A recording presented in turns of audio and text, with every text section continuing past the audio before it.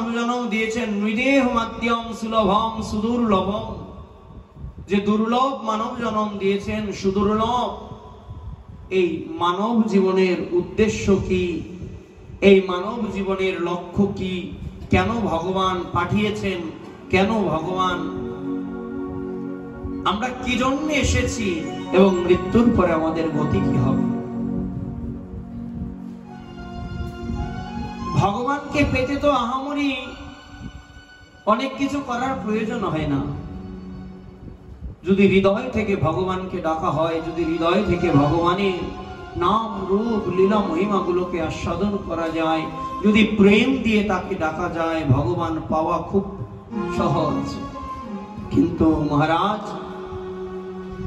যতটা সহজ বলছেন, আপনি যতই নিয়ম কানুন বিধিবিধান গুলো পালন করুন না কেন, যদি হৃদয়ের মধ্যে প্রেম ভক্তি না থাকে, তাহলে ভগবান লাভ করা অনেক কঠিন। এই কারণে মহারাজ, ভগবানকে যদি প্রাপ্ত হতে হয়, মানব জীবনের যে প্রকৃত উদ্দেশ্য, fully surrender, completely surrender to lotus feet supreme personality of godhead, যিনি পরাৎপর পরমেশ্বর পরম ব্রহ্ম ভগবান, তার চরণে পূর্ণরূপে আত্মসমর্পণ করতে হবে। কেন? কারণ মানব জীবনের প্রকৃত উদ্দেশ্যই হলো শ্রী হরিভজন এবং হরিনাম চিন্তামণির আশ্রয় গ্রহণ করা। কুরুক্ষেত্রের রণাঙ্গনে অর্জুন ভগবানকে বলছেন, ভগবান তুমি উভয় ঢালের মাঝখানে আমার রথকে স্থাপন করো, আমি দেখতে চাই, আমি দেখতে চাই যে পাণ্ডবদের সঙ্গে অর্থাৎ আমার সঙ্গে যুদ্ধ করবে শ্রেষ্ঠ ধনুর্বীর অর্জুন, সেই অর্জুনের সঙ্গে যুদ্ধ করবে এমন শক্তি কারা, বিপক্ষ দলে কারা আছে, আমি একটু তাদেরকে দেখতে চাই। কেন? কারণ যদি বিপক্ষ দলের শক্তি সম্বন্ধে জ্ঞান থাকে, তাহলে যুদ্ধে জয়লাভ করা বা যুদ্ধে অস্ত্র চালনা করা, অস্ত্রগুলো চালনা করা সহজ হয়ে যায়। অতীতানুসারে ভগবান কি করলেন? সর্বজনারাধ্য ভগবান অর্জুনের রথকে দুই দলের মাঝখানে স্থাপন করলেন। এবার অর্জুন যখন বিপক্ষ দলে দেখতে পেলেন তার আত্মীয় পরিবার পরিজন তার বিপক্ষে গিয়ে যুদ্ধে দাঁড়িয়ে আছে, তার দিকে অস্ত্র তাক করে আছে, সঙ্গে সঙ্গে অর্জুনের কাঁধ হতে গান্ডীবখানা ঝরে পড়ল। আমরা পুত্র পরিবার পরিজন সন্তান সন্ততি নিয়ে থাকি, খুব সুন্দর একটি সংসারকে গঠন করি। যতদিন ওই সংসারে অর্থ দিতে পারবেন, অর্থ ব্যয় করতে পারবেন, ততদিন পর্যন্ত সবাই আপনার পুত্র পরিজন আত্মীয় পরিবার হয়ে থাকবে। যেদিন ওই সংসারে আপনার গ্লানিটা না শেষ হয়ে যাবে, না যেদিন সংসারের ভার আর বহন করতে পারবেন না, সেদিন দেখবেন পুত্র আর পুত্রের মধ্যে নেই, আত্মীয় পরিবার পরিজন ধীরে ধীরে সকলে দূরে সরে যাচ্ছে, সকলে অস্ত্র তাক করে আছে আপনার দিকে। প্রতিটি মানব জীবনে সংসার থেকে শিক্ষা নেওয়া উচিত। মহাজন ব্যাখ্যা করলেন, মহারাজ এই যে সংসার শব্দটি রয়েছে, সংসার অর্থাৎ সকলে সম সেজে আছে, যাহা দেখেন তাহাই অসার, অর্থাৎ কোন সার নাই। যাহা কিছু কল্পনা করেন না কেন, নপুত্র, তারা পুত্র নয়। যাকে পুত্র ভাবেন কতদিন পর্যন্ত? ক্ষণস্থায়ী। মৃত্যুর পরে যেদিন মৃত্যু হয়ে যাবে, সেদিন পুত্র বলবে, কে কোথায় আছো, তাড়াতাড়ি বাড়ি থেকে বের করো। আত্মীয় পরিবার পরিজন কাছে গেলে ওই মৃতদেহকে স্পর্শ করবেন না, কেন জানেন? ছুঁইলে স্নান করা লাগবে। সেদিন সবাই পর হয়ে যাবে। এ কারণে যারা রয়েছেন সকলে সম সেজে আছেন, কেউ পিতা, কেউ মাতা, কেউ বধূ, কেউ আত্মীয় পরিবার পরিজন সেজে আছেন। আর যাহা কিছু করেন, যাদের জন্য করেন না কেন, বিষয় ভিত্তিক কামনা বাসনা সকলই হলো অসার। কিন্তু সংসার সেদিন পূর্ণরূপে সংসার হবে না যদি সঙ্গের মধ্যে থেকেও আপনি প্রকৃত সারকে বুঝতে পারেন।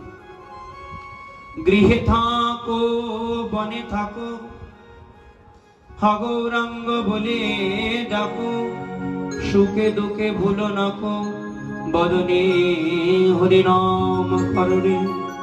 গৃহে থাকো বা বনে থাকো, সদা হরি বলে ডাকো, সুখে দুঃখে ভুলো নাকো, বদনে হরি নাম করো।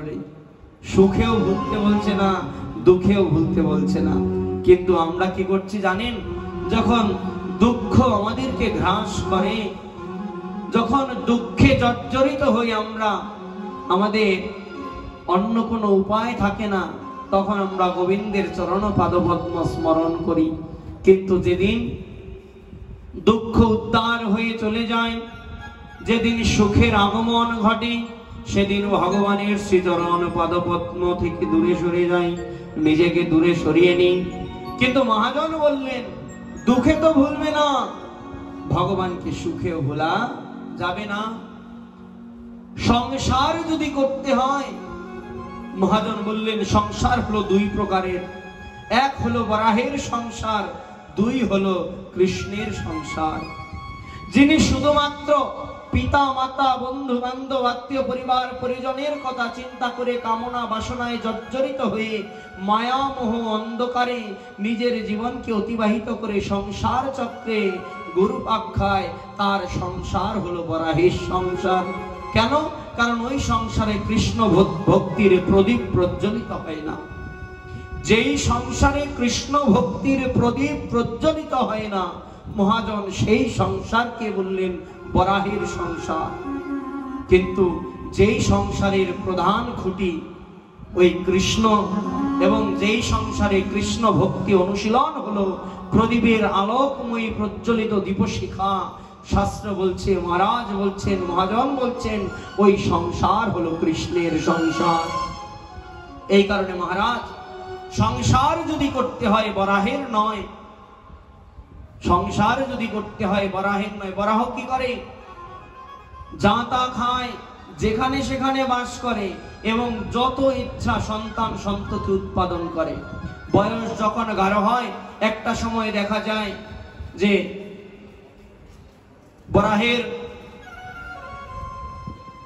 যখন একটা দশা প্রাপ্ত হয়, তখন দিক ভ্রান্ত হয়ে একটি দিককে নাসিকা বরাবর ছুটতে থাকে। ছুটতে ছুটতে ছুটতে ছুটতে সামনে কোনো বৃক্ষ অথবা কোনো স্থির বস্তুর সঙ্গে ধাক্কা খেয়ে প্রাণ ত্যাগ করে। ঠিক তদ্রূপ সেই সংসার বরাহের সংসার বললেন মহারাজ। শুধু চাহিদা মতো সন্তান সন্ততি উৎপাদন করলাম, তাদেরকে বড় করবার জন্য জীবনকে অতিবাহিত করে দিলাম, জীবনকে মিঠায় মিঠায় হারালাম, কখনো কৃষ্ণ ভজন করিনি, ভগবত ভজন করিনি। এমন একটি সময় আসবে, ওই দশা প্রাপ্ত হবে। ছুটতে ছুটতে ছুটতে ছুটতে ছুটতে ছুটতে গিয়ে মৃত্যুরূপী একটি প্রস্তরের সঙ্গে আঘাতকে যখন ভবলীলা সাঙ্গ হবে, তখন সেই প্রাণ গোবিন্দের চরণ ব্যতীত আর কিছু নয়।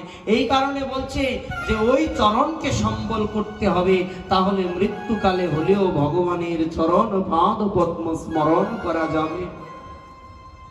কিন্তু মহারাজ, কৃষ্ণের সংসার করো ছাড়ি অনাচার, জীবে দয়া কৃষ্ণ নাম সর্বধর্মসার।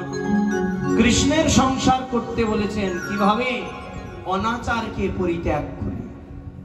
কৃষ্ণের সংসার করো ছাড়িও অনাচার, জীবে দয়া কৃষ্ণ নাম সর্বধর্মসার।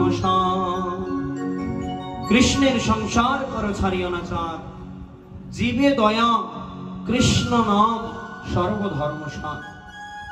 মহাজন বললেন কলিযুগে ভগবানকে পেতে হলে তো আহামরি কিছু করার প্রয়োজন নাই। সত্য যুগে লক্ষ্য তপ পরং সত্য যুগে ত্রেতায় জ্ঞান মুচ্যতে দ্বাপরে যজ্ঞমেবাহু দানমেকম কলি যুগে।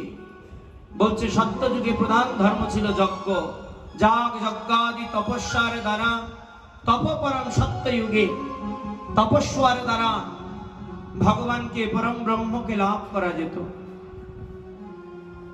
ত্রেতায় জ্ঞান মুচ্যতে, ত্রেতা যুগের প্রধান ধর্ম ছিল জ্ঞানের বিতরণ, অর্থাৎ গুরুর কাছে শিষ্য শ্রবণ করবে, শাস্ত্রাদি অধ্যয়ন করবে এবং জ্ঞানের দ্বারা পরম ব্রহ্মের উপলব্ধি করে নিরাকার ব্রহ্মের উপাসনা করে মুক্তি পাবে। আর কি দাপরে যজ্ঞমেবাহু, অর্থাৎ দাপর যুগে ছিল যজ্ঞের মাধ্যমে তারা ভগবানকে লাভ করত। যাই কিছু হোক না কেন, হ্যাঁ, পুত্রেষ্টি যজ্ঞ করো, তারপরে বলতো অশ্বমেধ যজ্ঞ করো, হ্যাঁ, এরকম বিভিন্ন প্রকারের যজ্ঞের দ্বারা তারা অভিষ্ট বস্তু প্রাপ্ত হতো। কিন্তু কলিযুগের ধর্ম কি দিল জানেন? বলছে কলিযুগের ধর্ম হয় নাম সংকীর্তন, চারি যুগের চারি ধর্ম জীবের কারণ। মহারাজ, অতএব কলিযুগে নাম ধর্ম সার, আর কোন ধর্ম কইলে নাহি হয় পার। কলিযুগে বললেন দানমেকম, কলিযুগে কলিযুগে দানকে, দান ধর্মকে প্রধান বললেন। এখন দানের মধ্যে তো কত প্রকারের দান রয়েছে, তাই না? সাত্বিক দান, রাজসিক দান, তামসিক দান। কেউ অন্ন দান করেন, কেউ বস্ত্র দান করেন, কেউ শিক্ষা বাসস্থান দান করেন। কালকে বলেছিলাম ভারত ভূমিতে জন্ম হইল যার, জন্ম সার্থক করি করো পরোপকার।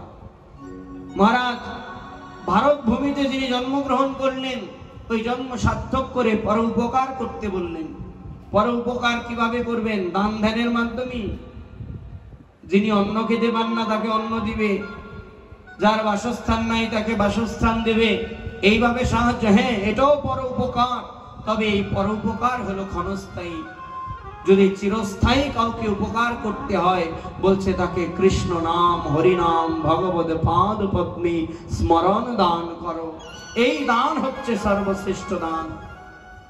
বলছে দান, দান আবার কিভাবে করব? আচ্ছা, পাঠ দান শব্দের অর্থ কি? অর্থাৎ পড়ানো, মানে শিক্ষক যখন পাঠ দান করেন শিক্ষার্থীদেরকে, তখন ওই পাঠ গ্রহণ করেন শিক্ষার্থীরা। মানে শিক্ষক দান করছেন এবং শিক্ষার্থীরা গ্রহণ করছেন। ঠিক তদ্রূপ এই কলিযুগের শ্রেষ্ঠ ধর্ম যখন দানকে বললেন, ওই দান আরো আরো আরো শ্রেষ্ঠ হয় যদি কোনো কৃষ্ণ ভক্ত অপরাপর ভক্তদের প্রতি হরিনামকে দান করেন, কৃষ্ণ নামকে দান করেন, ভাগবতীয় কথাকে দান করেন, তখন ওই দান হয়ে যায় শ্রেষ্ঠ দান। আর জগতে তিনিই দানবীর বলে প্রসিদ্ধ হন, যিনি হাজার হাজার ভক্তের মাঝারে ওই হরি গুণ কথা, কৃষ্ণ কথাকে দান করেন। এই কারণে মহারাজ, কলিযুগের ধর্ম হয় নাম সংকীর্তন। কলিযুগের ধর্ম বললেন, কলিযুগের ধর্ম হলো নাম সংকীর্তন। চারি যুগের চারি ধাম, চারি নাম জীবেরও কারণ। সত্য যুগে ছিল নারায়ণ পরাবেদা, নারায়ণ পরাক্ষরা, নারায়ণ পরাগতি, নারায়ণ পরামুক্তি। এইরকম ত্রেতা যুগে একটি নাম ছিল, তারপরে একটি নাম ছিল হরে মুরারে মধুকৈট ভারে, গোপাল গোবিন্দ মুকুন্দ সৌরে, যজ্ঞেশ নারায়ণ কৃষ্ণ বিষ্ণু, নিরাশ্রয় মাম জগদীশ রক্ষ। ঠিক তদ্রূপ কলিযুগের জীব কিভাবে স্বল্প স্মৃতি অল্প জ্ঞান ভগবানকে উপলব্ধি করবে, কিভাবে ভগবানকে কিভাবে প্রাপ্ত হবে? যাগ যজ্ঞ তপস্যা জ্ঞান চর্চা কলিযুগের মানুষের পক্ষে তো এত কঠিন ভাবে সাধনা করা সম্ভব নয়। মহাপ্রভু দাঁড়ে দাঁড়ে প্রচার করলেন হরিনাম প্রেম ধর্ম। কৃষ্ণ কেশব কৃষ্ণ কেশব কৃষ্ণ কেশব প্রাহিমাম राम राघव राम राघव राम राघव रक्षमाम, हरिहराय नमो कृष्ण जादवाय नमो, गोपाल गोविंद राम मुकुंद है, गोपाल गोविंद नाम श्री मधुसूदन प्रचार करतें। करते करते मने मने चिंता करलें, যুগে যুগে বেদ বাক্য শ্রুতি বেদান্ত পালনের দ্বারা, বাক্যগুলো পালনের দ্বারা মানব উদ্ধার হয়ে ভগবত পাদপদ্ম গ্রহণ করেছে। কিন্তু কলিযুগের যে জীব, এরা এতটা পরিমাণে 3 ভাগ পাপ, 1 ভাগ পুণ্য, ভাগবত বলছেন। এই কলিযুগের জীব কিরূপে খুব সহজে ভগবানকে প্রাপ্ত হবে? মহাপ্রভু চিন্তায় পড়ে গেলেন যে কলি জীবের জন্য, কলিহত জীবের জন্য কি করা যায়, কি রূপে খুব সহজে ওই যুগল চরণের প্রেমকে লাভ করা যায়, প্রেম প্রাপ্তি, ভগবত প্রেম প্রাপ্তি করা যায়। মনে মনে প্রশ্ন করলেন, অবশ্যই উত্তরটিও পেয়ে গেলেন মহাপ্রভু। উপনিষদ হতে একটি শ্লোককে বের করলেন, যে শ্লোকটি হলো কলিযুগের সর্বসাধন, সেই সাধ্য বস্তুকে প্রাপ্তির একমাত্র পথ। শ্লোকটি উচ্চারণ করলেন, আবার মনে মনে চিন্তা করলেন, এই যে কলিযুগের মানুষ, এদেরকে যদি কোনো বেদাদি মন্ত্র নিয়মিত জপাদি করার জন্য নির্দেশ করা হয়, তাহলে দেখা গেল এই বেদাদি মন্ত্র যদি পাঠ করতে হয় নিয়মিত সংকল্প করে, নিয়মিত এক আসনে বসে, শুদ্ধ পরিধেয় বসন করে, স্নানাদি করে, শুদ্ধ পরিধেয় বসন করে এক আসনে বসে সংকল্প করে ওই মন্ত্রাদি উচ্চারণ করতে হবে, পাঠ করতে হবে। কিন্তু কলিযুগের যে জীব, এত ধৈর্য নাই। এত ধৈর্য আছে বলে কলিযুগের জীব বাথরুমে গিয়া স্নান করে না, আবার মন্ত্র জপের আগে স্নান করে আসনে বুঝবে। এত ধৈর্য এখন কলিযুগের নাই। সকাল হলে ব্যতিব্যস্ত হয়ে যায়, কি করে বাজারে যাবে, দোকানে কাস্টমারের প্যারা, দুপুর হলে ভাত। আমি আমার বাবাকে দেখি, এ কারণে বলি, দুপুরের প্রসাদ পেতে বসে, এক হাতে ফোন থাকে, এক হাতে অন্নাদি গ্রহণ করে। একদিকে বলছে, হ্যাঁ দাদা আপনি বসুন, আমি আসতেছি, 5 মিনিট 10 মিনিট। কারণ কি, কলিজীবের লক্ষণই এরকম, সকল কিছু সামলাতে হবে, সকল দিককে সামলাতে হবে। তাহলে এত ব্যস্ততার মধ্যে আহার গ্রহণ করতে সময় পায় না। তারা এরকম শুদ্ধাদি প্রতিদিন সংকল্প আদি পাঠ করে এক আসনে বসে মহাপ্রভু মনে মনে চিন্তা করলেন, আরো সহজ কিছু বের করতে হবে। তখন উপনিষদ থেকে একটি মন্ত্র বের করলেন, হরে রাম রাম রাম হরে হরে, হরে কৃষ্ণ কৃষ্ণ কৃষ্ণ হরে হরে। এই 16 নাম 32 অক্ষর হলো কলিযুগের কলিহত জীবদের মুক্তির একমাত্র উপায়। মহাপ্রভু একটি চালাকি করলেন, মন্ত্রকে উল্টায় দিলেন। এবার মন্ত্রকে যখন উল্টায় দিলেন, তখন সেই মন্ত্র নাম মহামন্ত্রে রূপান্তরিত হয়ে গেল। আর মন্ত্র যখন রাম মহামন্ত্রে রূপান্তরিত হলো, তখন সেই মন্ত্র তুমি খাইতে খাইতে জপ করো, বসতে বসতে জপ করো, চলতে চলতে জপ করো, এমনকি বাথরুমের মধ্যে বসেও তুমি জপ করতে পারবে। কোনো বিধান নাই, ন কাল, কোনো সময় নাই, ন স্থান, কোনো স্থান নাই। খাইতে শুইতে বইতে যত্র তত্র নাম লয়। খাইতে বইতে শুইতে উঠতে সব সময় ওই হরিনামের আশ্রয় গ্রহণ করা যাবে। কেন? কারণ এটা মহাপ্রভুর সিদ্ধান্ত, মহাপ্রভু প্রচার করে গেলেন। হরে কৃষ্ণ কৃষ্ণ কৃষ্ণ হরে হরে, হরে রাম রাম রাম হরে হরে। বলে হরিনাম মহামন্ত্র কি, সপার্ষদ মহাপ্রভু কি জয়, জয় শ্রী রাধেশ্বর। এ কারণে বললেন, এই কলিযুগের ধর্ম হলো নাম সংকীর্তন, প্রেম প্রাপ্তির একমাত্র উপায় হরিনাম। কেউ যদি এই হরিনামকে আশ্রয় করেন, কেশিঘাটস্থ রাধা মুরারি মোহন কুঞ্জের ভূতপূর্ব মহন্ত মহারাজ পরম শ্রদ্ধেয় পরম পূজনীয় পরম পূজ্যপাদ 108 মহন্ত মুরারি মোহন দাস বাজি মহারাজ বললেন, কলিযুগের সর্বশ্রেষ্ঠ সাধন হলো হরিনাম। কেউ যদি অন্য কিছু নাও করতে পারে, কেউ যদি শুধুমাত্র হরিনামের আশ্রয় গ্রহণ করে, নাম চিন্তামণিকে আশ্রয় করে ভগবত চরণে শরণাগত হয়, ওই হরিনামের দ্বারাই সে ভগবত প্রাপ্তি ঘটাতে পারে। এই কারণে মহারাজ এই সহজ ধর্মকে মহাপ্রভু প্রদান করলেন। কৃষ্ণের সংসার কর ছাড়িয়ানাচার জীবে দয়া কৃষ্ণ নাম সর্বধর্ম সার। মহাপ্রভু যখন এসেছেন, মহাপ্রভুর আগমনের 3টি উদ্দেশ্য ছিল। হ্যাঁ, মহাপ্রভু প্রেম প্রচার করেছেন, হরিনাম প্রচার করেছেন, এটা তার মুখ্য উদ্দেশ্য বটে। তবে তার আগমনের পিছনে আরো 3টি বাঞ্ছা অপূর্ণ ছিল। 3টি অপূর্ণ বাঞ্ছা ছিল, যেটি বৃন্দাবনে ব্রজে পূরণ হয়নি। বৃন্দাবনে যখন চানুর এসে ভগবানকে যখন নিয়ে যায় মথুরায়, তখন ব্রজগোপিকারা ভগবানের রথের পিছনে পিছনে ছুটেছিলেন,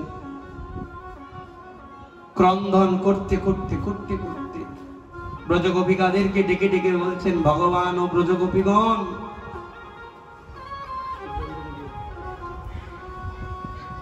ব্রজগোপীগণকে ডেকে ডেকে বলছেন, ও ব্রজগোপীগণ, তোমরা কেন ক্রন্দন করছো? ভগবানকে ডেকে ডেকে বলছেন ব্রজগোপিকারা, ও কৃষ্ণ, যদি আমাদের হৃদয়ের ব্যথাকে জানতে হয়, যদি ওই বিরহকে বুঝতে হয়, তাহলে তোমাকে ব্রজগোপীর ভাব নিয়ে জন্ম নিতে হবে। কারণ ব্রজের গোপীর ভাব যদি বুঝতে হয়, তাহলে তোমাকে গোপী ভাবে, রাধা ভাবে জন্ম নিতে হবে, আবির্ভূত হতে হবে কোন ব্রজগোপীর ঘরে। তবেই একমাত্র ব্রজ বিরহকে তুমি উপলব্ধি করতে পারবে। ধরুন, আপনাকে মিষ্টি দেওয়া হলো, আপনি মিষ্টি খেলেন, আপনি মিষ্টির রস আস্বাদন করে আপনি বলতে পারবেন ওই মিষ্টিটা গোলাপ জামুন নাকি মিহিদানা নাকি ছানার মিষ্টি নাকি শুধু ময়দা দিয়ে রসগোল্লা চুবাই দিচ্ছে।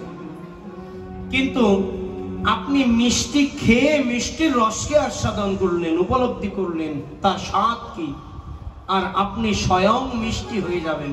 কখনো মিষ্টির স্বাদ আস্বাদন করতে পারবেন না। ঠিক তদ্রূপ ভগবান, তিনি তো পরম ব্রহ্ম ভগবান। ভগবান হয়ে ভগবানের বিরহে কাতর হওয়ার যে কি সুখ, ভগবান হয়ে ভগবানের নাম ধরে ডাকার যে কি সুখ, ভগবান হয়ে ভগবানকে, ভগবানের নাম রূপ লীলা মহিমাকে আস্বাদন করার যে কি স্বাদ, এটা ভগবান হয়ে ভগবান বুঝতে পারেনি। এই কারণে ভগবানের 3টি বাঞ্ছা অপূর্ণ ছিল। মহাজন বলছেন, কইছন তুয়া প্রেমা, কইছন মধুরিমা, কইছন দিও সুখ ভোর। আমি রাধা প্রেম মাধুর্যতা, রাধা নামের, কৃষ্ণ নামের মহিমা এবং ব্রজ গোপিকারা আমাকে ডেকে, আমার ভক্তরা আমাকে ডেকে কি সুখ পায়, কি আনন্দ পায়, এই আনন্দ রসকে আমি বুঝতে পারিনি। এতিন বাঞ্ছিত ধন ব্রজে না হইল পূরণ, না পাইয়া কি করিবে আর। এই যে 3 বাঞ্ছিত ধন, এই 3 বাঞ্ছিত ধন বৃন্দাবনে প্রবেশ পূরণ হয়নি। ভগবান কৃষ্ণ হয়ে যখন আবির্ভূত হয়েছিলেন, তিনি বৃন্দাবনের লীলার বাইরেও 3টি কাজ করেছেন, যেটা গীতায় অর্জুনকে বলেছেন, যদা যদা হি ধর্মস্য গ্লানির্ভবতি ভারত অভ্যুত্থানম অধর্মস্য তদাত্মানম সৃজাম্যহম পরিত্রাণায় সাধুনাং বিনাশায় চ দুষ্কৃতম ধর্ম সংস্থাপনার্থায় সম্ভবামি যুগে যুগে। অর্থাৎ যখন ধর্মের গ্লানি হয়, অধর্ম বেড়ে যায়, তখন দুষ্টের দমন, সৃষ্টের পালন এবং ধর্ম সংস্থাপনের জন্য আমি যুগে যুগে আবির্ভূত হই। 3টি কাজ করলেন, দুষ্টের দমন করলেন, সৃষ্টের পালনও করলেন, ধর্মের স্থাপনও করলেন। 3টি কাজ তিনি করেছেন। কিন্তু আরো তিনটি বাঞ্ছা তার অপূর্ণ রইল। কিরকম? এই তিন বাঞ্ছিত ধন, কইছন তুয়া প্রেমা, কইছন মধুরিমা, কইছন দিয় সুখ ভোর। এই তিন বাঞ্ছিত ধন ব্রজে না হইল পূরণ, না পাইয়া কি করিবে? তখনও ভাবিয়া দেখিনু মনে, শ্রীরাধার স্বরূপ বিনে এ বাসনা পূর্ণ কভু নয়। তখন ভগবান মনে মনে চিন্তা করলেন যে শ্রীমতী রাধা ঠাকুরানীর স্বরূপ বিনা, অর্থাৎ গোপী ভাব ব্রজ ভাব বিনে এই বাসনা কবু পূরণ হবে না। শ্রীরাধার স্বরূপ, তখনও ভাবিয়া দেখিনু মনে, শ্রীরাধার স্বরূপ বিনে এই বাসনা পূর্ণ কবু নয়। তাই রাধা ভাব কান্তি ধরি, রাধা প্রেম গুরু করি, ওই নদিয়াতে হইল উদয়। এই কারণে রাধা ভাব কান্তি ধরে, অন্তরঙ্গে কৃষ্ণ বহিরঙ্গে রাধা। রাধা ভাব কান্তি ধরে, রাধা প্রেমকে গুরু করে, রাধা নামকে সম্বল করে ওই নদীর মাঝে শচীসুত গৌর সুন্দর আবির্ভূত হলেন। এই কারণে মহাপ্রভু যে এসেছেন, এই মহাপ্রভুর মহাবদান্বয় অবদান হলো রাধা দাস্যতা, অর্থাৎ শ্রীমতী শ্রী রাধা ঠাকুরানীর চরণ যুগলে স্মরণ গ্রহণ করে বৃন্দাবনের যুগল কিশোরীর ভজন। এই হলো মহাপ্রভুর প্রদত্ত প্রকৃত শিক্ষা। রাধা দাস্যতা, মহাপ্রভুর মহাবদান্বয় অবদান হলো রাধা দাস্যতা, অর্থাৎ রাধা নামে যার মতি নাহি ভেল, কৃষ্ণ নাম তার অকারণে গেল। রাধা ভজনে যার মতি নাহি ভেল, কৃষ্ণ ভজন তার অকারণে গেল। ওই শ্রীমতী রাধা ঠাকুরানীর চরণকে সম্বল করে আমার প্রাণ গোবিন্দের ভজনাই হলো মহাপ্রভুর মহা অবদান্বয় অবদান। এ কারণে মহারাজ এই কলিহত জীবের জন্য এই সচিসুত গৌর হরি ভগবান তিনি প্রদান করেছেন। এই কারণে যদি এই মানব জীবনকে সার্থক করে যদি শ্রী ভগবানের চরণ পাদপদ্ম লাভ করতে হয়, তাহলে অবশ্যই আমাদের ওই ভগবত পাদপদ্মে ভক্তি অর্জন করতে হবে। গীতায় ভগবান বললেন, অনিত্যম অসুখম লোকম ইমম প্রাপ্তম ভজস্য মাম। অর্জুন, অনিত্যম অসুখম লোকম ইমম প্রাপ্তম ভজস্য মাম, একমাত্র আমাকে ভজনা করো। কেন? কারণ আমার ভজনার মধ্যেই হলো প্রকৃত সুখ নিহিত। একমাত্র ভগবত, কালকে বললাম না যে সুখের জন্য আমরা ঘুরে বেড়াই, কিন্তু ভগবান বললেন দুঃখলয় শাশ্বত, এই জড়জগৎ দুঃখের জগৎ। ঔষধালয়ে গিয়ে যদি আপনি বলেন যে ভাই আমাকে দুটো বাটি, তিনটে ঘটি, 4টে ঘন্টা দিন, তাহলে পাবেন? ওটা তো বাসনালয়ে গিয়ে খোঁজ করতে হবে। ঔষধালয়ে গিয়ে যেমন বাসন গোসন বা জামা কাপড় খোঁজ করা বোকামি, ঠিক তদ্রূপ দুঃখের জগতে এসে সুখের সন্ধান করাও বোকামি। তাহলে কি জগতে সুখ প্রাপ্ত হব না? সুখ প্রাপ্ত হওয়ার কি অধিকার নাই? অবশ্যই আছে, সুখ প্রাপ্ত আছে। কোথায়, কিসে? ওই যে বললাম, ইমাম প্রাপ্তম ভজস্য মাম, একমাত্র আমাকে ভজনা, একমাত্র ভগবত ভজনের মধ্যেই হলো প্রকৃত সুখ। একমাত্র ভগবত ভজনের মধ্যে প্রকৃত সুখ। মহারাজ, এই ভগবত ভজন যদি করতে হয়, তাহলে অবশ্যই মহাজনের শ্রীচরণ অনুসরণ করে, মহাজনদের পদাঙ্ক অনুসরণ করে আমাদের ভজন করতে হয়। মহাজন বললেন, মহাজনের যেই মত তাতে হব অনুরোধ, পূর্বাপর করিয়া বিচার, সাধন শরণ লীলা ইহাতে না করো হেলা, কায়ে মনে করিয়া সুসা। মহাজনের যেই পথ তাতে হব অনুরত। মহাজনরা যেই পথে ভগবানকে উপলব্ধি করেছেন, ভগবানকে ভজনা করেছেন, আমাদের উচিত ওই পদাঙ্ককে অনুসরণ করে ভগবত ভজন করা। আর কি? সাধন এবং শরণ লীলাকে আশ্রয় করতে হবে। দেখুন, আমরা ভগবত ভজন করি, ভজন সাধন করি, কিন্তু হৃদয়ের মধ্যে অনুধাবন খুব কম করি। অনুধাবন করি না বলে আমাদের ভজনটা ফলপ্রসূ হয় না, অর্থাৎ প্রাণ গোবিন্দের চরণের যে আকুল ভক্তি, সেই ভক্তিটি সহজে প্রাপ্ত হয় না। এই কারণে মহারাজ ভজন সাধন যাই করুন না কেন অবশ্যই সাবধানের সহিত, অনুধাবনের সহিত, অনুভবের সহিত করতে হবে। আপনারা গুরু বন্দনা করেন, প্রেম ভক্তি চন্দ্রিকায় নরোত্তম দাস ঠাকুর গুরু বন্দনায় কইলেন, শ্রী গুরু চরণ পদ্ম কেবল ভকতি সূক্ষ্ম বন্দমুই সাবধান মতে। কিভাবে বন্দনা করতে বললেন? সাবধানের সহিত। কিন্তু এই সাবধানতাটা আমরা অবলম্বন করি না। আমরা মনে করি কি জানেন, গুরুদেব দীক্ষা দিয়ে বলে দিয়েছেন হরিনাম করতে, করো হরিনাম। গুরুদেব দীক্ষা দিয়ে বলে দিয়েছেন প্রসাদ পেতে পাও প্রসাদ। গুরুদেব দীক্ষা দিয়ে বলে দিয়েছেন সাধু সঙ্গ করতে, করো সাধু সঙ্গ। এই বুঝি আমার হয়ে গেল, সবকিছু একদম ভগবানকে পেয়ে গেছে। কিন্তু মহারাজ, সাধু সঙ্গ করব সাবধানের সহিত, অনুধাবনের সহিত। হরিনাম করব সাবধানের সহিত, অনুধাবনের সহিত। ভগবত ভজনগুলো গাইব অনুধাবনের সহিত। আমি কি গাইছি সেইটা হৃদয়ে স্মরণ রেখে অনুধাবনের মাধ্যমে ওই রসকে আস্বাদন করতে হবে। কেন? কারণ এটাই হলো সাধন শরণ লীলা। প্রত্যাহ সন্ধ্যায় তুলসী বন্দনা করছেন, তুলসী দেবীর কাছে প্রার্থনা করছেন যে তোমার শরণ লয়ে তার বাঞ্ছা পূর্ণ হয়, কৃপা করি করতরে বৃন্দাবনবাসী।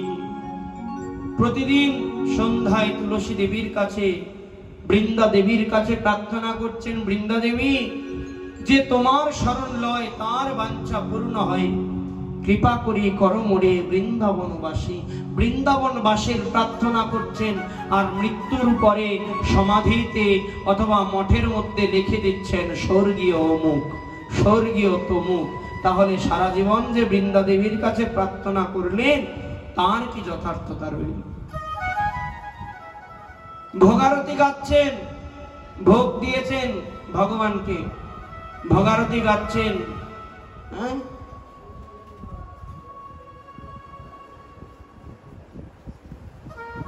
ভোগারতির যে পদগুলো নিয়ম অনুসারে গিয়ে যাচ্ছেন, কিন্তু অনুধাবন করছেন না। ভোগের পদগুলো গিয়ে যাচ্ছেন, কিন্তু অনুধাবন করছেন না, স্মরণের দ্বারা সেই লীলায় প্রবেশ করছেন না। দেখুন, ভোগ কিন্তু শুধু আরতি নয়, ওটা একটি আরাধনা। ভোগ আরাধনা। ভগবানকে নিবেদন করলেন, দরজার বাইরে এসে আরতি কীর্তন গাইলেন, আরাধনা গাইলেন, ভজন গাইলেন, বসে বসে গাবেন, গাইবেন, কিন্তু চিন্তাটা, চেতনাটা চলে যাবে নবদ্বীপে। হ্যাঁ, এসো এসো মহাপ্রভু করে নিবেদন, শান্তিপুরে মোর গৃহে আগমন, প্রভু লয়ে সীতানাথ করিল গমন। হ্যাঁ, এই যে পদগুলো মহাজন লিখেছেন, এগুলো কিন্তু স্বাভাবিকভাবে এমনিও ভাবে লেখে নাই। আপনারা ভাগবতে ভগবানের লীলাগুলো শ্রবণ করেন, বা মহারাজরা যে লীলাগুলোকে বলে যায়, আস্বাদন দিয়ে যায়, এগুলো ঘটে যাওয়া লীলা, অর্থাৎ এগুলো দাপরে ঘটেছে, কলিতে মহাপ্রভু লীলাগুলো করেছেন, সেগুলো ব্যাখ্যা করেন। কিন্তু মহাজন যে বললেন, অদ্যবধি সেই লীলা করে গৌর রায়, কোন কোন ভাগ্যবানে দেখিবারে পায়। অদ্যাবধি সেই লীলা করে শ্যামরায়, কোন কোন ভাগ্যবানে দেখিবারে পায়। এখনো যে নিত্য লীলাগুলো চলছে বৃন্দাবনে, ওই সাধন শরণ লীলা ব্যতীত সাধন শরণ ব্যতীত ওই লীলাগুলোকে আস্বাদন করা সম্ভব নয়। এই কারণে ভজনটা এখানে বসে গাবেন মহারাজ, কিন্তু আপনার চেতনাটা চলে যাবে নবদ্বীপে। আপনি গাইছেন শ্রীবাস পণ্ডিত মহাপ্রভুকে কইল নিমন্ত্রণ, আজি কারো ভিক্ষা প্রভু আমারও অঙ্গন। আজি নাম সংকীর্তন করি চলিলেন গৌর হরি, মধ্যাহ্ন সময়কালে দিলা দর্শন। শ্রীবাস পণ্ডিত মহাপ্রভুকে নিমন্ত্রণ করলেন মধ্যাহ্ন সময়ে শ্রীবাসের গৃহে ভিক্ষা গ্রহণ করার জন্য। এটা আপনি বসে বসে গাইছেন, কিন্তু আপনার স্মরণটা চলে যাবে নবদ্বীপে। নবদ্বীপে শ্রীবাস অঙ্গনে আমার মহাপ্রভু সেই নিত্য ভোজন লীলা করছেন, সেই ভোজন লীলাটাই হলো স্মরণ লীলা। এইভাবে অনুধাবনের সহিত যদি ভজন করতে পারেন তবে সেই ভজনগুলো সার্থক। আর মহারাজ যদি সাধন স্মরণ ঠিক না থাকে তাহলে শত শত বৃন্দাবন পরিভ্রমণ করুন, নবদ্বীপ পরিভ্রমণ করুন, ওই শুধু ধাম পরিভ্রমণেরই লাভ হবে, কিন্তু ওই বিষয় বৈরাগ্যতা এসে আর ভগবত উপলব্ধি সম্ভব হবে না। দুই বন্ধু লাউয়ের চাষ করত, দুই বন্ধু লাউয়ের বাগান দিয়েছে, লাউয়ের চাষ করেছে। এক বন্ধুর লাউ খুব তাড়াতাড়ি হয়েছে, হাটে বাজারে লাউ বিক্রি করে অনেক টাকা রোজগার হয়েছে। দুই বন্ধু পরিকল্পনা করলো, এক বন্ধু আরেক বন্ধুকে বলছে, ভাই রে, এবার যদি লাউয়ের বাগানে আমরা লাভবান হতে পারি তাহলে ওই লাউ বেচা টাকা দিয়ে আমরা দুই বন্ধু বৃন্দাবন ভ্রমণ করব। দুইজনের পরিকল্পনা, কত আশা আকাঙ্ক্ষা, বৃন্দাবনে যাবে। প্রথম বন্ধু লাউ বিক্রি করে অনেক অর্থ উপার্জন করলো, কিন্তু দ্বিতীয় বন্ধুর লাউয়ের বাগানের লাউ এখনো পরিপক্কতা আসে নাই, যার কারণে সঠিক সময়ে লাউ বিক্রি করতেও পারে নাই, আর পর্যাপ্ত অর্থ সে সঞ্চয় করতে পারে নাই। দ্বিতীয় বন্ধু প্রথম বন্ধুকে ডেকে ডেকে বলছে, বন্ধুরে, কত আশা ছিল মনে, দুই ভাই যাব মিলে বৃন্দাবনে, কিন্তু দেখ ভবের কি মহিমা, তুই ঠিকই লাভবান হতে পারলি, কিন্তু আমার তো পর্যাপ্ত পরিমাণে অর্থ আমি সঞ্চয় করতে পারিনি। লোকে বলে বৃন্দাবনে যাইতেও নাকি অর্থের প্রয়োজন হয়, কারণ পারমার্থকে যদি পারমার্থ, ওইটার মধ্যে অর্থ কথাটা যুক্ত আছে, অর্থাৎ অর্থ ব্যতীত কলিযুগে সহজে কোনো কিছু প্রাপ্ত হওয়া সম্ভব নয়। ভাই, আমি তো পর্যাপ্ত পরিমাণে অর্থ সঞ্চয় করতে পারি নাই, তুই তো আমার বন্ধু, হৃদয়ের বন্ধু, শরীর, তুই ভালো টাকা সঞ্চয় করতে পেরেছিস, তাহলে তুই বৃন্দাবনে চলে যা, আমি তোর চোখ দিয়ে না হয় দেখে নিব। তুই বৃন্দাবনে গিয়ে বৃন্দাবন দর্শন করে করে গ্রামে এসে আমাকে ব্যাখ্যা করবি, আমি তোর চোখের মাধ্যমে বৃন্দাবন দর্শন করব। দ্বিতীয় বন্ধু গেলেন না, প্রথম বন্ধু চলে গেলেন বৃন্দাবনে। প্রথম বন্ধু বৃন্দাবনে গিয়ে দেখছেন বিশাল বড় বড় মন্দির, মন্দিরের মধ্যে বড় বড় বিগ্রহ, কত সুন্দর সেবা, আরতি কীর্তন, কত দর্শনার্থী ভক্তগণ এসে এসে দর্শন করছেন। সেবার কত বাহার, কত উঁচু উঁচু পর্বত, দর্শন করে করে মনে মনে ভাবছেন, হায় হায় রে, এত কষ্ট করে লাউ বিক্রি করে, এত টাকা ব্যয় করে এই ইট পাথর কাঠ এগুলো দর্শন করতে এলাম, এগুলো তো আমাকে গ্রামেও আছে। ওই পূর্ব সরমঙ্গল বাজারে, ট্যাকের হাটে রাধা গোবিন্দ মন্দির, দুর্গা মন্দির, তারপরে আজকে গেলাম কোথায় যেন ঘুরতে, কিসের আশ্রম, হ্যাঁ ওইখানে গেলাম, কামারখালি নাকি কদম বাড়ি গেলাম, হ্যাঁ, দেখলাম কত কত আশ্রম বাবা, কত মন্দির। হ্যাঁ, এক জায়গা থেকে গেলে আরেক জায়গায় একটা মন্দির। হ্যাঁ, এবং আরেকটা জিনিসও দেখলাম, মন্দিরের সামনে বসে সবাই প্রসাদ আস্বাদন করে। আহা, যাক সেদিকে আর না যাই। হ্যাঁ, এগুলো তো আমাদের গ্রামেও আছে। এই টাকা পয়সা অর্থ করি ব্যয় করে তা তো এই গ্রামে বসেই দেখতে পারতাম। কি গো, আমাদের মন্দিরে বিগ্রহ নাই, আমাদের মন্দির বড় বড় মন্দির নাই আমাদের পাড়ায়, তো বৃন্দাবনেও আছে, তো এত টাকা ব্যয় করে কি এগুলো দেখতে এসেছি?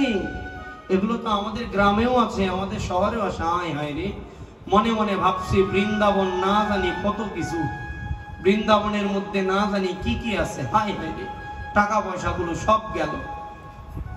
আর দ্বিতীয় বন্ধু লাউয়ের বাগানে বসে বসে নিরানি দিচ্ছে আর লাউকে জড়িয়ে ধরে খাচ্ছে। ওরে সাধুর লাউ, তোকে বিক্রি করবো বলে বৃন্দাবনে যেতে পারিনি। আমার বন্ধু না জানি বৃন্দাবনে গিয়ে তোমাকে দর্শন করে তোমার লীলাস্থলী গুলোকে দর্শন করছে। কথা ছিল বন্ধুর সঙ্গে যাব বৃন্দাবনে, তোমার লীলাস্থলী গুলো দর্শন করব, কিন্তু আমার কপাল দেখো, ওই লাউয়ের বাগানে চাষ দিতে দিতে দিতে দিতে এই জন্মে আর বৃন্দাবন দর্শন হলো না। লাউকে জড়িয়ে ধরে ওদর ধারে খাচ্ছি। প্রথম বন্ধু বৃন্দাবনে গিয়ে বিষয় ভিত্তিক কল্পনা করলেন, এই কারণে বৃন্দাবনে গিয়ে তিনি ওই ইট কাঠ পাথর দর্শন করে এলেন।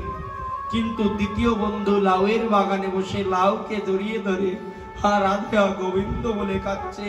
ওই দ্বিতীয় বন্ধু লাউয়ের বাগানে বসে লাউয়ের বাগানে বৃন্দাবনের যুগল মূর্তি দর্শন।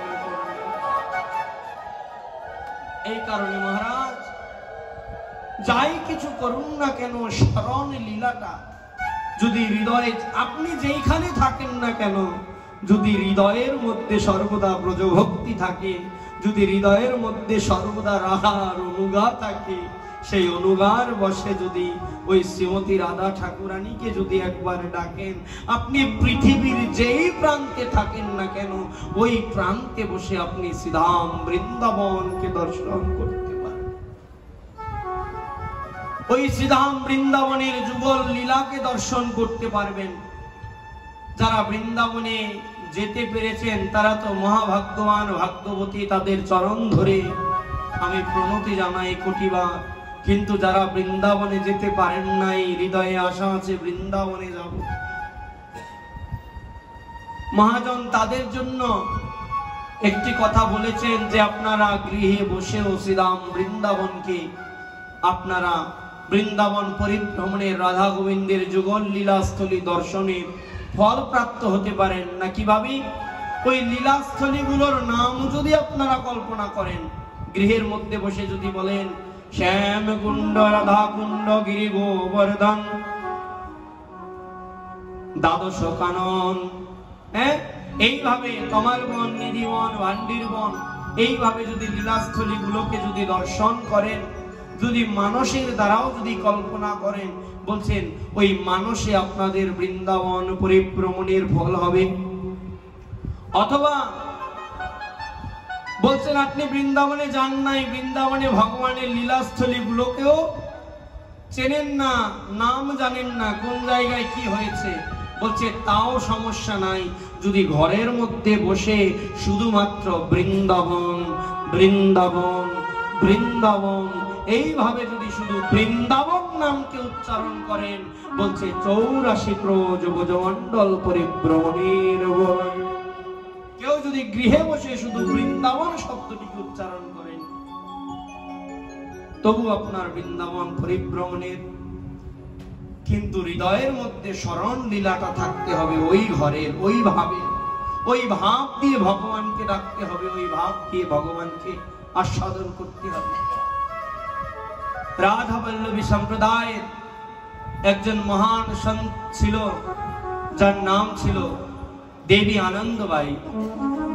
এই আনন্দবাই রাধা বল্লভ লালের, রাধা আনন্দ বল্লভের সেবা করতেন। কোথায়? শ্রীধাম বৃন্দাবনে রাধা বল্লভজি মন্দিরের নিকটে।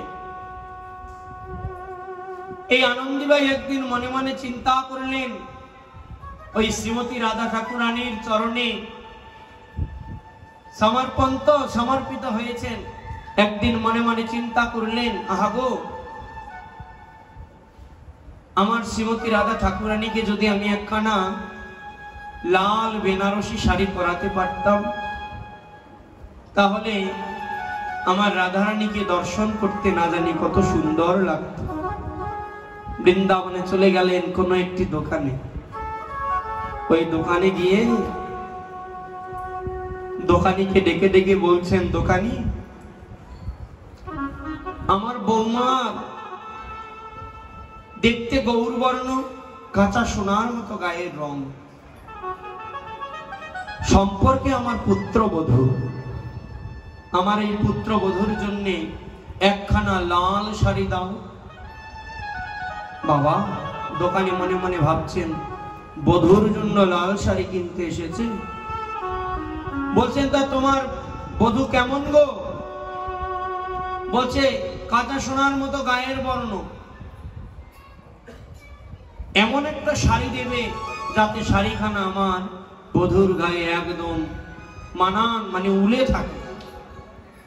এক এক করে দোকানদার শাড়ি বের করছে। আনন্দীবাইয়ের শাড়ি পছন্দ হচ্ছে না।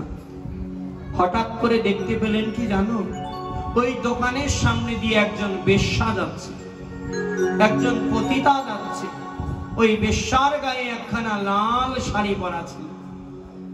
এত সুন্দর শাড়িতে কাজ ছিল, ওই এক পলক ওই বেশ্যার দিকে তাকিয়ে আনন্দীবাই ডেকে ডেকে বলছেন, দোকানি, দোকানি, ওই যে দেখতে পাচ্ছ, ঠিক ওই রকম একখানা শাড়ি আমার পুত্রবধূর জন্য দাও।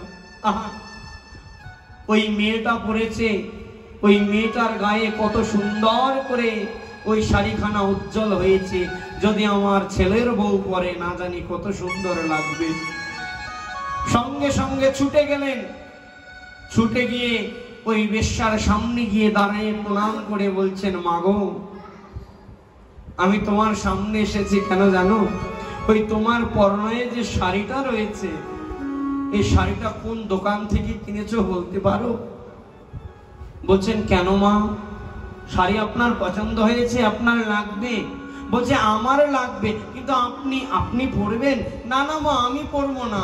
তাহলে কার জন্য চাইছেন? আপনি তো প্রবীণ, বৃদ্ধা, এ তো রং চঙে শাড়ি, এগুলো যুবতীদেরকে মানায়, বৃদ্ধারা তো এই শাড়ি পরে না। বলছে, আরে মা, আমি তো শাড়ি পরবো না। শাড়ি কার জন্য নেব জানো? বলছে, আমার ঘরে যে আমার পুত্রবধূ রয়েছে, আমার পুত্রবধূর জন্য আমি শাড়ি নেব। হাত জোর করে প্রণাম করে বলছেন, বেশ্যা, ধন্য সেই বধূ যার ঘরে এমন একজন শাশুড়ি রয়েছে। আপন পুত্রবধূর জন্য এত দূর থেকে ছুটে এসে আমার মতো পতিতার সামনে এসে পুত্রবধূকে শাড়ি পরাবে বলে এসেছে। মা, ধন্য সেই বধূ, আমি তার চরণে একবারটি প্রণাম নিবেদন করতে চাই। আপনার কে সেই পুত্রবধূ? আমি সেই বধূর মুখমণ্ডলখানা একটিবার দর্শন করতে চাই। ও, তুমি আমার বধূকে দেখবে? চলো তাহলে।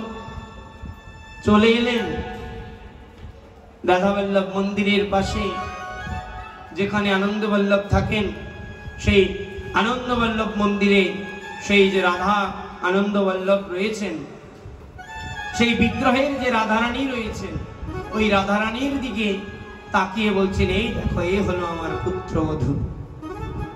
যখনই রাধারানীর দিকে তাকিয়ে বলছেন, এই হলো আমার পুত্রবধূ, সঙ্গে সঙ্গে বেশ্যা ওই আনন্দীবাইয়ের চরণে পড়ে ষষ্ঠাঙ্গে প্রণাম করলেন।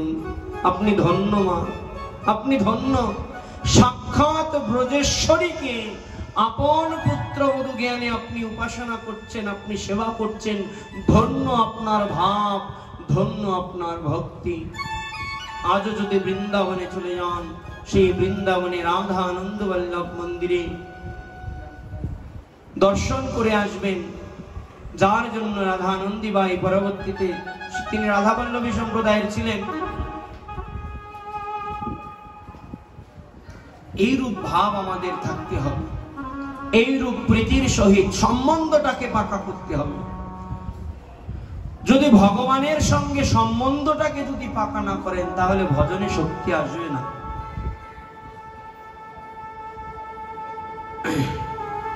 আপনি ভগবানকে কি জ্ঞানে উপাসনা করবেন, আপনি ভগবানকে কোন ভাবে উপাসনা করবেন, সেই সম্বন্ধটাকে পাকা করতে হবে। মহাজন বললেন, সম্বন্ধ করিয়া ভজে তারে কৃষ্ণ নাহি তেজে, বাকি সব মরে অকারণ। সম্বন্ধটাকে পাকা করতে হবে।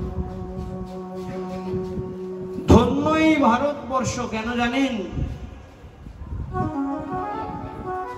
কারণ এই ভারতবর্ষে, ভারতখণ্ডে সাক্ষাৎ ভগবান আবির্ভূত হয়েছে, ভক্ত ভগবানের মিলন হয়েছে, ভাবের ঘরে বসে ভক্ত ভগবানকে লাভ করেছে।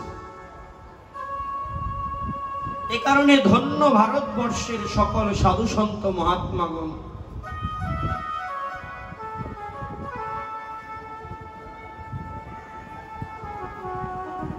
সম্বন্ধটাকে পাকা করতে হবে। সম্বন্ধ, গীতায় ভগবান সম্বন্ধ বিদেহ প্রয়োজন ত্রিবিধ তত্ত্বকে প্রকাশ করলেন। আমরা ভগবানের সঙ্গে সম্বন্ধটাকে স্থাপন করতে পারি না বলে আমরা সহজে ভগবানকে বা ভগবানের প্রেমকে প্রাপ্ত হতে পারি না। যদি সম্বন্ধ না থাকে তাহলে ভগবত ভজন ছিন্ন হয়। এই কারণে গুরুদেবের কাছে দীক্ষা নিয়ে গুরুদেবের কাছে প্রার্থনা করবেন, গুরুদেব আমাকে কোন মন্ত্র প্রদান করলেন, আমার সম্বন্ধ কি, কিভাবে আমি ব্রজের সেবা করব, গোবিন্দের সেবা করব। সম্বন্ধটাকে জেনে নিতে হবে।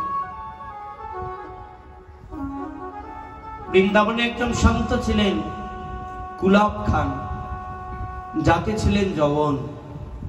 কেউ বলে যবন, কেউ বলে শিখ বা অন্য কোনো ধর্মের হতে পারে। নাম ছিল গুলাব খান। অষ্টম বর্ষীয় একটি বালিকা ছিল, নাম ছিল রাধিকা।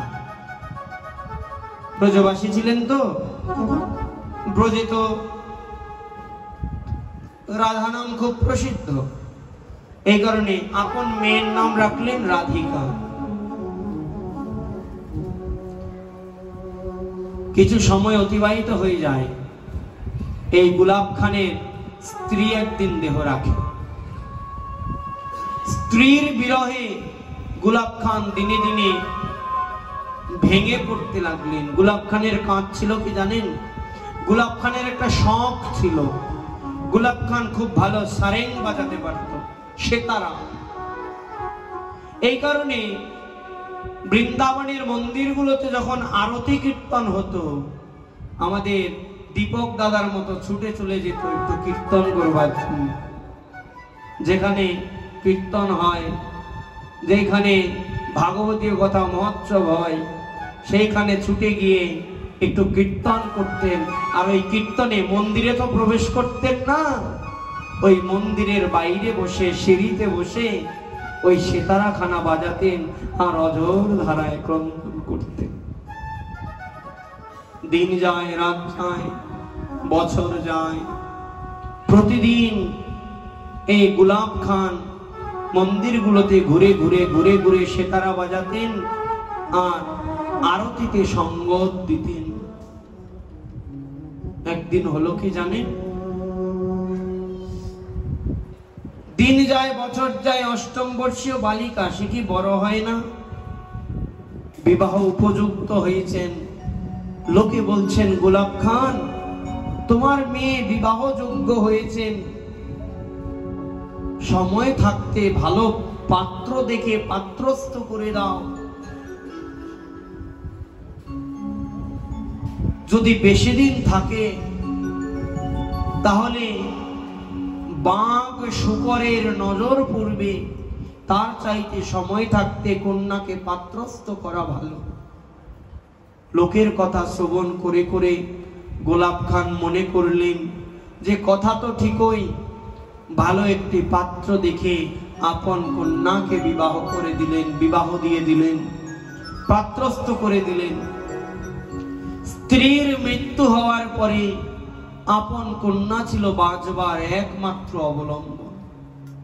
যাই কিছু হতো না কেন, সকল কিছু ওই মেয়ের সঙ্গে শেয়ার করতো। মেয়ের সঙ্গে দিন মানে কন্যাগত প্রাণ ছিল, একমাত্র কন্যা, আর কোনো সন্তান নাই।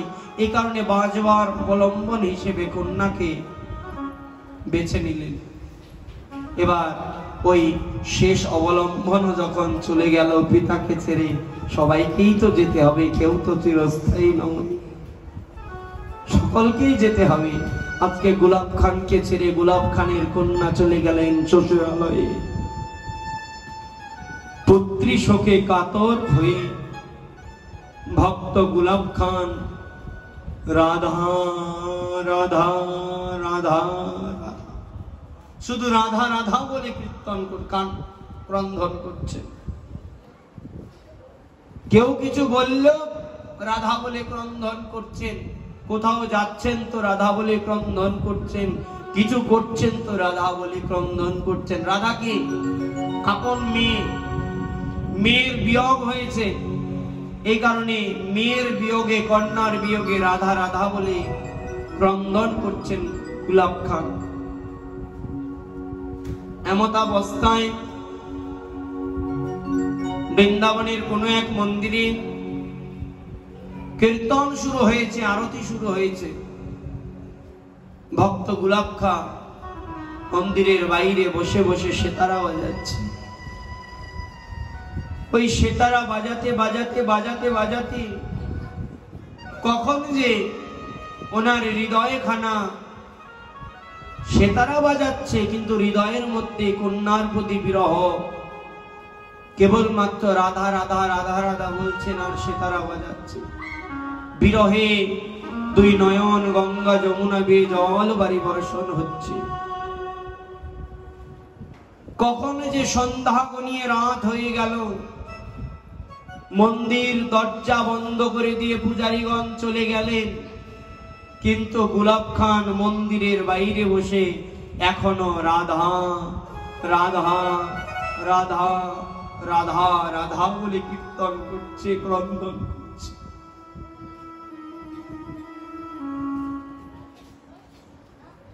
ভক্ত যখন আকুল প্রাণে ডাকে, শ্রীমতী রাধারানী তো প্রেমময়ী,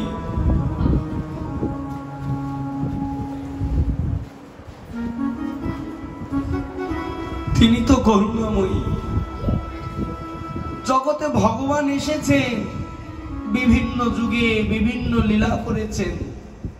কখনো তিনি ধনুকধারী ছিলেন, কখনো সুদর্শনধারী, কখনো চক্র ধারণ করে তিনি অসুর নিধন করেছেন।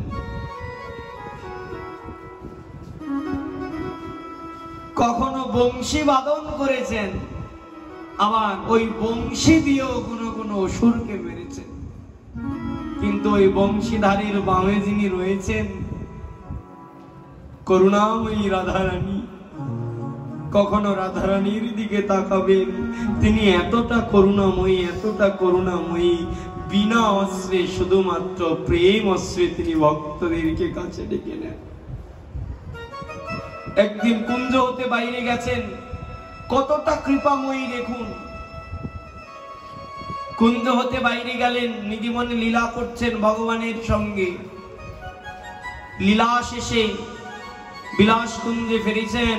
শৃঙ্গার কুঞ্জে সখী গোপী মঞ্জুরিগণ রাধারানীর শৃঙ্গার সামগ্রীগুলোকে উন্মোচন করে রাধারানীর শয়ন শৃঙ্গারে শৃঙ্গার করবেন, নিভৃত নিকুঞ্জে ভগবানের সঙ্গে শয়ন করবেন।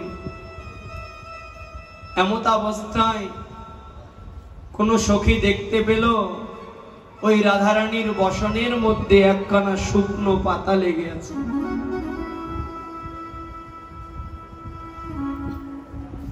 সঙ্গে সঙ্গে ওই বসন থেকে শুকনো পাতাকে সরানোর জন্য ওই সখী কি করলেন, রাধারানীর বসন থেকে ওই শুকনো পাতা স্পর্শ করলেন। সঙ্গে সঙ্গে রাধারানী মঞ্জুরির হাত ধরছেন, সখীর হাত ধরে বলছেন, সখী রে, ওই শুকনো পাতা আমার বসন থেকে আলাদা করিস না। কেন জানিস? বলছে, জগতের কত জীব কত ভাবে আমাকে স্মরণ করে, শরণাগত ভক্তকে অভয় দান করি, আশ্রয় দান করি আমি। তাই তো আমার ভক্তরা আমাকে কৃপাময়ী বলে, আমাকে করুণাময়ী বলে। হোক না শুকনো পাতা, এসেছে তো আমার স্মরণে ও সখী, যিনি আমার শরণ গ্রহণ করে আমি তো কখনো তাকে দূরে ঠেলে দেই না।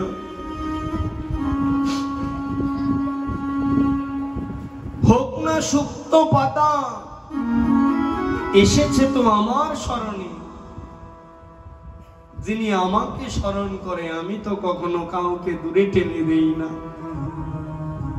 আজকে গোলাপ সখী যখন বসে বসে কাঁদছে,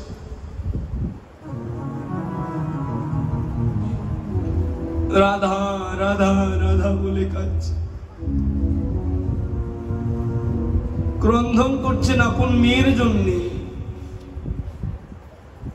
কিন্তু এই ব্রজ সিংহাসনে বসে শ্রীমতী রাধারানী মনে মনে ভাবছে, না গো, এমন কাতর স্বরে কেউ তো ডাকে নাই কোনোদিন। সঙ্গে সঙ্গে অষ্টম বর্ষীয় একটি বালিকার রূপ ধারণ করে ওই গোলাপ খানের কাছে গিয়ে বলছেন, গোলাপ খান, এই তো আমি তোমার রাধা, তুমি কার জন্য কাঁদছো? এই তো আমি এসেছি আপন কন্যার বালিকা রূপকে দর্শন করি। গোলাপ খান জড়িয়ে ধরেছে, হাতখানা ধরে বলছেন, রাধে, তুমি এলে, এতদিনের প্রতীক্ষা, এতদিনের দর্শন বাঞ্ছা। বলছেন, গোলাপ খান, তুমি কি যাবে আমার সঙ্গে? এত ভালো সেতারা বাজাও, আমার খুব ইচ্ছে আমি তোমার মুখে একটু সেতারা বাজিয়ে তোমার মুখে একটু গান শুনবো, একটু ভজন শুনবো। সঙ্গে সঙ্গে হাত ধরে শ্রীমতী রাধারানী গোলাপ খানকে নিয়ে গেলেন নিভৃত নিকুঞ্জে। এই কারণে মহারাজ,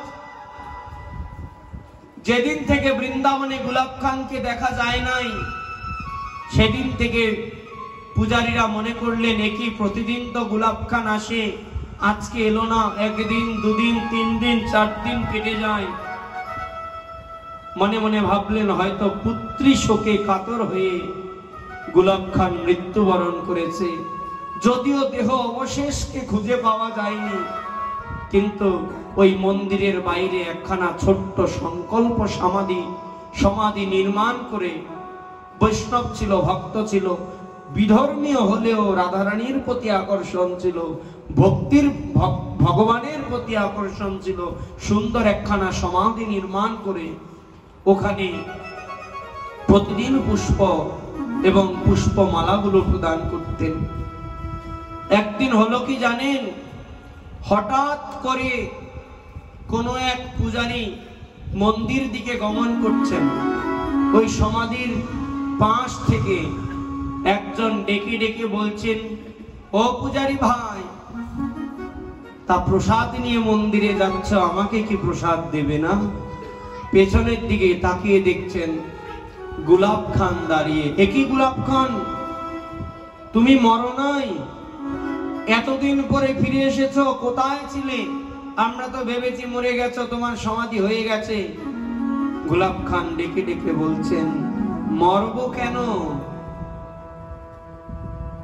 আমি তো নিকুঞ্জে ছিলাম, ওই নিকুঞ্জে গিয়ে শ্রীমতী রাধা ঠাকুরানীকে আমি কৃষ্ণ ভজন শ্রবণ করিয়েছি। সেই দিনের পর থেকে আর কোনোদিন গোলাপ খানকে দর্শন করা যায় না। তবে এখনো ফলশ্রুতি শ্রবণ শ্রুতি আছে যে এখনো নাকি ওই স্থান থেকে গুলাব খানের সেতারের আওয়াজ শোনা যায়। অর্থাৎ যিনি কৃষ্ণ চরণে সমর্পণ করেছেন নিজেকে, যিনি রাধা চরণে নিবেদন করে দিয়েছেন আপন মন প্রাণ, দেহখানা চলে যেতে পারে, কিন্তু ওই যে নাম করলেন, ওই যে ভজন করলেন, সেই ভজনের যে দিব্যতা, ওই দিব্যতাটা এখনো থেকে যায়, তখনও থেকে যায়। এই কারণে মহারাজ, প্রেম তাকে যদি পেতে হয়, প্রেমের কোনো বিকল্প নাই। তাকে যদি পেতে হয়, ভক্তির কোনো বিকল্প নাই। তাকে যদি পেতে হয়, প্রেমের কোনো বিকল্প নাই। মহাজন বললেন, ন সাধয়তি মাম, ন সাধয়তি মাম যোগ, তাকে যোগের দ্বারা পাওয়া যায় না। ন সংখ্যং ধর্ম উদ্ধব, কোন ধর্ম, কোন সাংখ্য ধর্ম আদির দ্বারাও তাকে পাওয়া যায় না, পাওয়া যায় না।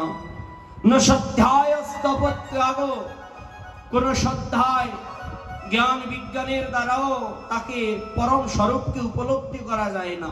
ব্রহ্মকে পাওয়া যায়, নির্বিশেষ শূন্য রূপে তাকে পাওয়া যায়, কিন্তু ওটা তো ভগবানের পূর্ণ সত্তা নয়, ওটা তো ভগবানের আনন্দ স্বরূপ নয়। ভগবান তো সচ্চিদ আনন্দময়। যিনি ভক্ত, তিনি ভগবানকে চিন্ময় স্বরূপে উপাসনা করেই আনন্দ লাভ করেন।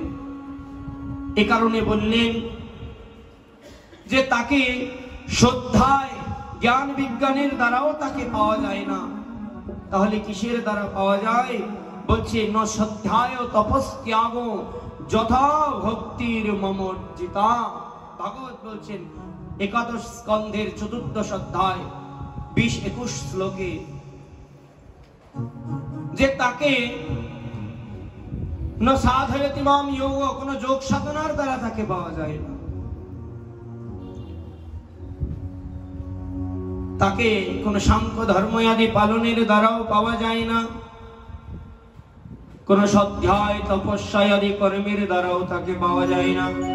বলছে তাকে যদি পেতে হয়, তাহলে কি করতে হবে? না যথা ভক্তি মমর্জিতা, ওই যুগল চরণে কেবলমাত্র প্রেম ভক্তির দ্বারাই তাকে পাওয়া যায়।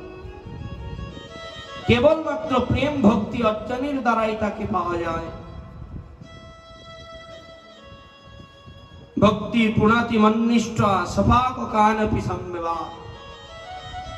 কেবলমাত্র প্রেম ভক্তির দ্বারা তাকে পাওয়া যায়। ওই ভক্তির দ্বারা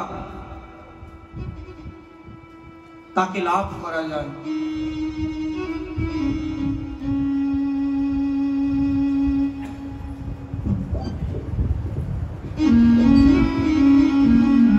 এ কারণে মহারাজ, যদি ভগবত ভজন করতে হয়, যদি ভগবানকে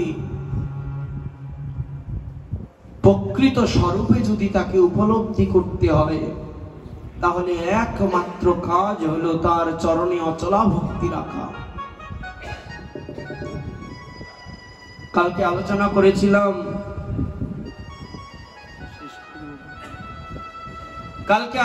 করেছিলাম যে ভগবত ভক্ত বা ভগবত ভক্তি লাভের যে শরণাগতি, সরঙ্গ শরণাগতি, এই সরঙ্গ শরণাগতি অর্থাৎ শরণাগত ভক্তের লক্ষণ কি, সেইখানে আমরা বলেছি দৈনয়াত্ম নিবেদন গতিত্বে বরণ অবশ্য রক্ষিবে কৃষ্ণ বিশ্বাস বলন।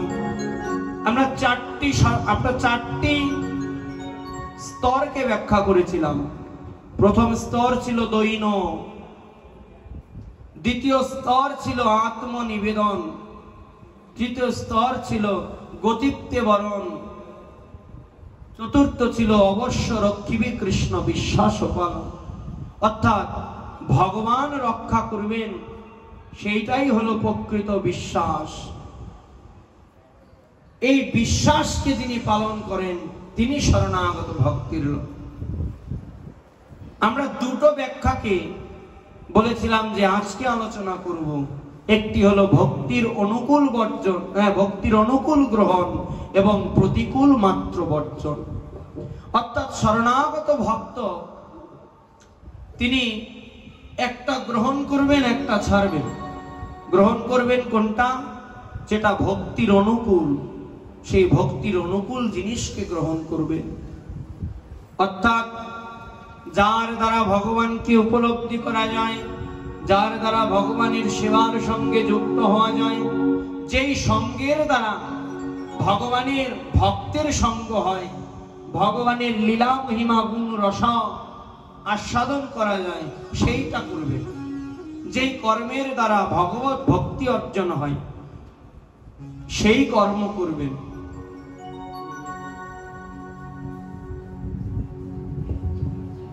এবং যেই কর্মের দ্বারা, যেই ভক্তির দ্বারা ভগবানকে প্রাপ্ত হওয়া যায় না, যেই ভক্তির দ্বারা, যেই কর্মের দ্বারা ভগবানকে লাভ করা যায় না, ওই কর্মকে ত্যাগ করবেন।